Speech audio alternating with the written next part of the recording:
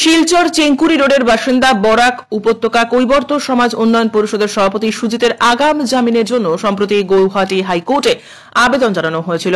সেই আবেদন প্রত্যাহার করে নেওয়া হয়। সুজিতের হয়ে জামিনের আবেদন জানানো হয়েছিল গত ডিসেম্বর মাসে। তার পক্ষে দুই আইনজীবী ডিকে বৈদ্য এবং এস এম হোসেন এই দাবি করেন।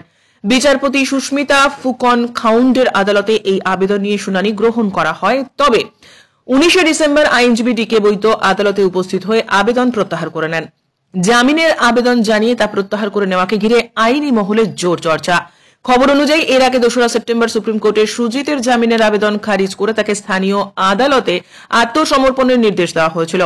তবে সুপ্রিম কোর্টের এই নির্দেশের কথা গোপন করে হাইকোর্টে আবেদন জানানো হয়েছিল জামিনের জন্য, যদিও শেষ পর্যন্ত তা হাইকোর্টের নজরে আসে। এতে সুজিতের আইনজীবীরা জামিনের আবেদন প্রত্যাহারে বাধ্য হন। Bureau report, CNN 24 news, Silchar.